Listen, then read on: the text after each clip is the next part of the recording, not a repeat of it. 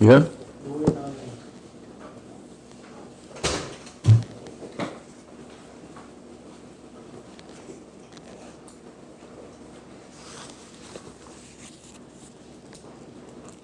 Nak 5. Ya. A'udzu billahi minasyaitonir rajim. ومثل الذين ينفقون أموالهم ابتغاء مرضات الله وتثبيتا من أنفسهم كمثل جنة بربوة أصابها وابل فآتت أكلها ضعفين فإن لم يصبها وابل فطل والله بما تعملون بصير أيود أحدكم أن تكون له جنة من نخيل وعناب تجري من تحتها الأنهار له فيها من كل الثمرات وأصابه الكبر وله ذرية ضعفاء فأصاب إعصار فيه نار فاحترقت كذلك يبين الله لكم الآيات لعلكم تتفكرون.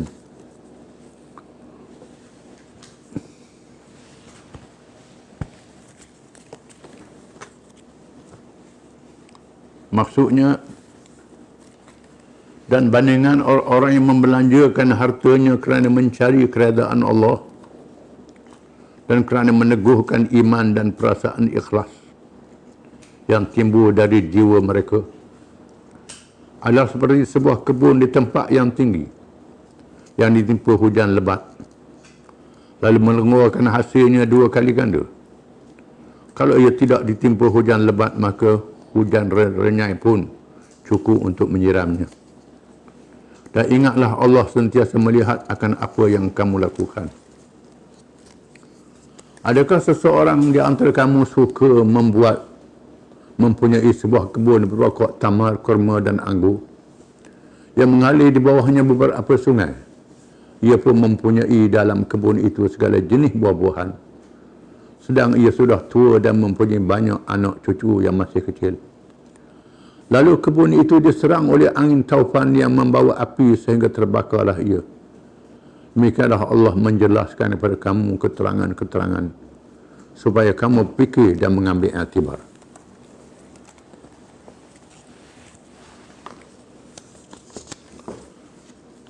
Setelah disebut dalam ayat yang terdahulu, pahala yang besar bagi mereka yang membelanjakan hartanya pada jalan Allah sehingga 700 kali ganda.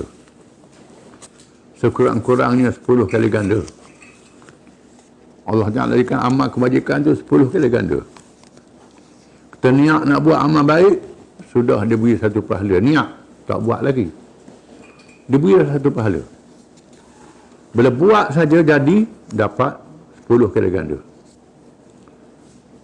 Ada yang 700 kali ganda. Ada lebih daripada itu. Dengan syarat mesti ikhlas. Dengan syarat jangan ungkit selepas kita sedekah kalau bersedekah. Jangan niat tidak ikhlas, nak tunjuk-tunjuk ke orang. Disebut dalam contoh terdahulu, orang yang sedekah nak tunjuk ke orang, tak dapat pahala. Macam tanah yang subur berada di atas batu hampa. Mari hujan, tanah tu hanyut, hilang. Begitulah hilangnya pahala orang yang tidak ikhlas dalam menyumbang dan dalam mengerjakan ibadat-ibadat yang lain. Hilang segala pahalanya. Dia sebut dalam hadis, Tuhan panggil hari kiamat 3 jenis manusia. Pertama, orang alim. Kedua, orang kaya. Kemudian orang yang berjihad. Ditanya orang alim, membuat apa? Ya Tuhanku, saya Tuhan beri ilmu pada saya. Saya bawa pada orang, ajar pada orang. Saya ajarnya kerana mu. Tuhan kata membawa. Mu ajar orang, mu bercakap, nak seorang kata mu alim. Nak seorang kata mu bijak. Mu bangga-bangga. Diri dengan ilmu itu bukan kerana aku. Lalu tak dapat pahala, dia seret ke neraka. Ada orang, Tuhan tanya, apa membuat? Ya Tuhanku memberi harta pada aku. Banyak harta aku sumbang beri banyak belanja derma ni. Tuhan kata mudah ikhlas. Mu sumbang, mu niat nak tunjuk korang, bukan kerana aku. Sumbang pula, panggil pula, ambil gambar. Ambil gambar keling, tengok orang tak nampak. Sumbang, nak tunjuk korang, ambil gambar. Dia masuk gambar, dia kata dia baik. Bukan kerana aku, orang kaya tu, dia seret masuk neraka. Kemudian bawa orang yang ketiga, membuat apa atas dunia, ya Tuhan aku, saya berjihad. Saya berjuang untuk menegakkan agamamu. Berjihad ni. Tuhan kata, mau berjihad, tapi bukan kerana aku, kena tunjuk korang. Nak Tuhan kata, mu ni berani. Mu ni berani, bukan kerana aku, bukan kerana Allah Ta'ala. Setengah tu lepas berani, lepas bunuh diri, letup diri benar. Tak ikut hukum. Nak suruh kata dia berani, bukan kerana Allah. Tak ikhlas. Tak ikut hukum pula. Tak ikut peraturan. Tuhan kata bawa dalam neraka. Tak diterima amal. Kalau tak ada ikhlas, tak diterima pahalanya. Begitulah mereka yang sedekah banyak mana pun. Kalau tak ikhlas, tunduk pula tak ikhlas tu ukit-ukit pula. Menyakitkan orang pula. Tak dapat pahala. Dan Tuhan sebut dalam ayat kita baca ni orang yang ikhlas. Wa masalul ladzina yunfiquna amwalahum ibtigha'a mardatillah. Contoh bandingan orang yang membelanjakan harta-harta mereka kerana mencari keredaan Allah. Wa tasbitan min anfusihim, nak untuk mengukuhkan keyakinan dia pada Allah. Percayaan pada Allah. Dapat pahala daripada Allah, kelebihan daripada Allah. Percaya pada berkat yang dijanji oleh Allah Ta'ala. Allah beri zakat, Tuhan tambahkan harta dengan berkat. Nafkah kepada bening, Tuhan tambahkan harta dengan keberkatan. Dia sebut sedekah sunat besar pahala, sedekah wajib besar lagi. Sumbangan wajib, zakat adalah wajib. Nafkah pada anak isteri adalah wajib. Tolong anak beranak yang susah adalah wajib. Kita kena sedar bahawa sumbangan yang wajib ni lebih afdal pada sumbangan yang sunat. Ayat kita baca ni tentang sumbangan yang wajib dan sunat secara umum. Kalau yang wajib tu lebih afdal, kita ingat beri ke bini kita tak boleh pahala. Pasal dia je. Itu ada pahala. Beri pada anak ada pahala. Beri pada nafkah pada kaum keluarga ada pahalanya. Ada pahalanya. Diberi pahala oleh Allah Ta'ala. Dan dengan niat yang ikhlas. Ni beri ke anak, bakit pula. Mu ni tak kenal jasa aku tolong mu. Nak marah ke anak pula. Kadang-kadang salah sikit, itu lalu. Bakit pula. Menghilangkan pahala. Itu tak boleh. Itu tanggungjawab kita. Kalau hak wajib ada pahala, kena ada niat juga ikhlas. Bukan yang sunat-sunat saja. Kena ada. Orang yang membelanjakan harta pada jalan Allah, mencari keredaannya, meneguhkan jiwa dan keimanannya. Kama salid jannatin birabwatin, seperti kebun yang berada di tanah yang tinggi. Tanah yang subur yang tinggi, asabaha wabilun, kena air hujan yang lebat. Tu hujan yang lebat. Tak tenggelam tanah tinggi tu. Fa'atat ukulaha dha'fain, mendatangkan hasil 2 kali ganda. Turun hujan ni berkat. Air hujan ni ada baja dalam dia. Lebih hebat pada air biasa lagi. Menyebabkan 2 kali ganda. Fa'ilam yusibha wabilun, kalau tak mari hujan lebat, hujan renyah-renyah saja, patalun, subur juga tanah itu. Wallahu bima ta'amaluna basir, dan Allah dengan apa sahaja yang kamu amalkan maha melihat. Allah Ta'ala melihat, Allah Ta'ala nampak apa yang kamu kerjakan. Disebut dalam Riyadhus Salihin kisah seorang hamba yang soleh. Kita baca dah dalam hadis dia tu, kita ulang balik. Di mana ada seorang wali berjalan di padang pasir. Lepas mari awan yang redup. Dengar suara dalam awan. Pergi kebun Sianu bin Sianu, sebut nama. Lepas tu dia tengok hujan turun satu kebun, dia pun jemput lagi. Tengok orang menyaku seorang dalam kebun tu. Mu nama apa? Nama apa? Kamu tanya, apa tu yang tanya nama aku? Tak royaklah aku tak tahu namamu. Aku dengar dia sebut namamu dalam awan tadi. Dia sebut nama-nama dia. Dia sebut pasal pemuda rahsianya. Siapa dia sebut namamu dalam awan tu? Oh, dia kata gini, aku tanam tu, aku kebun ni, dia kata aku bagi 3. Satu bagi aku simpan untuk anak beranak aku. Satu bagi untuk aku buat benih. Satu bagi lagi untuk aku sedekah pada orang ramah. Sedekah pada orang ramah. Dia bagi 3 hasil dia.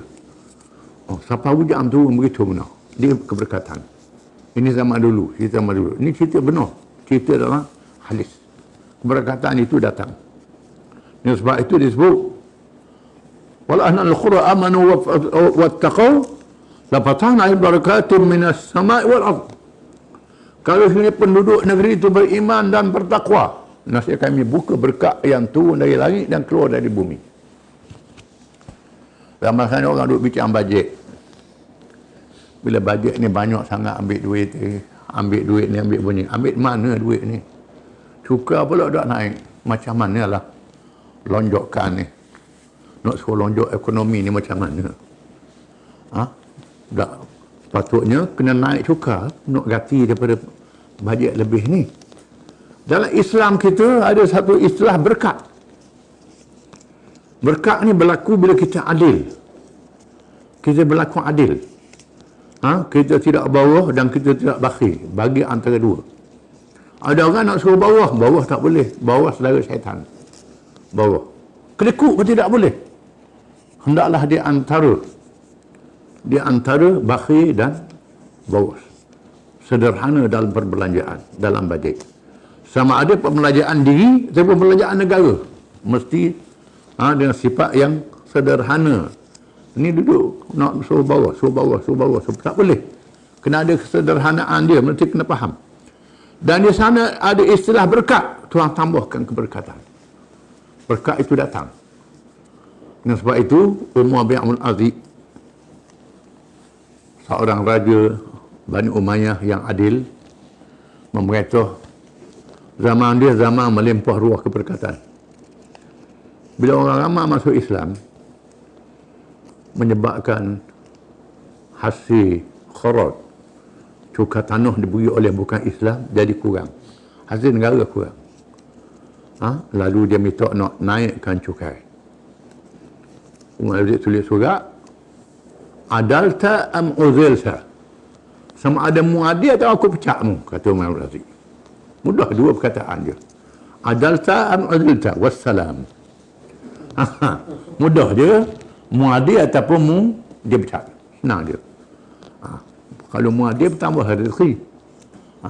Kemudian ada seorang gubernur tu, dia minta nak wajibkan bersunat, berkhutan. Mazhab Syafi'i berkhutan ni wajib. Ada mazhab berkhutan tu tak wajib. Khilaf ulama. Berkhutan tu khilaf ulama. Kalau orang Melayu, kalau anak-anak kecil kalau main dekat, batal lu sembahyang. Kalau sunat lagi. Kuat sangat mazhab Syafi'i. Padahal Imam Hanafi, Tok Guru dia Imam Syafi'i. Imam Mansur dia Imam Syafi'i. Tak batal pun sembahyang. Kita ni lebih daripada Imam Syafi'i lagi. Kuat dah lalu Syafi'inya. Jadi, sunat tu wajib. Sunat lebih baik sebenarnya berkhutan itu. Mazhab Syafi'i kata wajib. Mazhab Hambali kata wajib. Ada berbaik. Itu kebersihan. Kebersihan. Tapi Umar bin Aziz berpendapat tidak wajib. Ini sebagai contoh lah. Jadi gubernur dia nak mewajibkan orang sunat.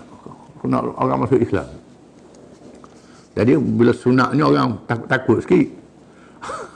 Dia memang cukai ni kurang. Dia tulis surat. Innama ba'athallahu Muhammadan da'iyan walam yab'athu khatinan. Dia tulis ke gubernur dia, Allah Ta'ala utuhkan Muhammad menjadi pendakwah ajak orang masuk Islam. Bukan Nabi Muhammad diutus jadi Tok Murim. Sedap surat dia. Wassalam, terima kasih. Mudah je surat dia. Surat Umar bin Abdul Aziz. Banyak dalam kisah-kisah Umar bin Abdul Aziz ini. Jadi keberkatan merupakan satu perkara untuk menambahkan pendapatan kita.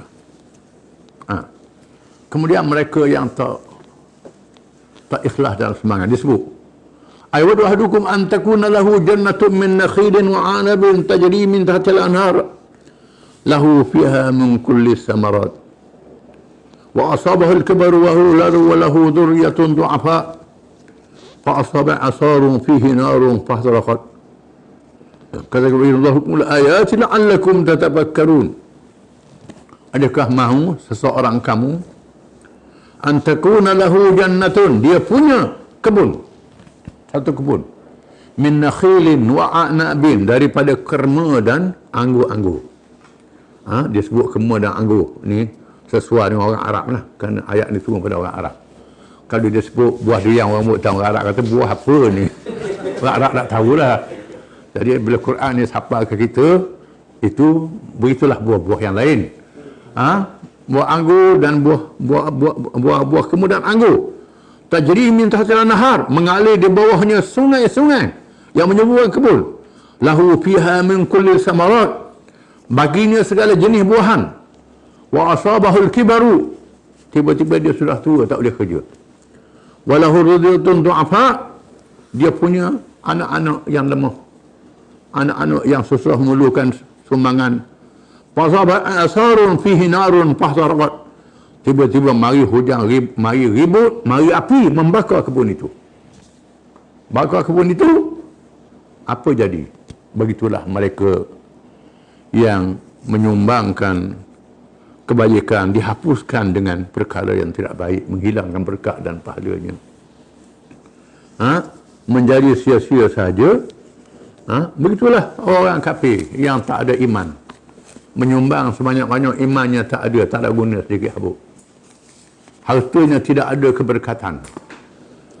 Kita tengok macam mana kita orang Islam ni duduk susah. Memanglah ada silap tak dinafikan. Kita selagi iman kita ada, kita jaga iman Islam kita, kesilapan kita kena bertaubat. Allah Ta'ala ampunkan dosa. Orang yang kafir, Tuhan tak terima taubat dia. Itu beza Islam dengan orang kafir. Orang Islam ni, kalau dia terima bencana, dia bersabar dapat pahala. Orang kafir begitu sajalah. Senang macam mana pun, tak ada arti, tak ada apa. Keimanan sangat penting. Samalah dengan mereka yang punya kebun anggur, kebun kurma, berbagai kebun buah-buahan. Subuh-subuh Malik, mari api, ribut, tiup pula. Lagi maruklah api itu dengan cepat, hapus segala-galanya. Begitulah amalan mereka yang tidak beriman. Mereka yang tak ikhlas dihapuskan oleh Allah. Kadzalika yubayyinullahu lakumul ayat. Begitu Allah menerang pada kamu akan ayat-ayat dalil-dalilnya. La'allakum tatafakkarun, supaya kamu berfikir, menggunakan fikiran. Wallahu a'lam.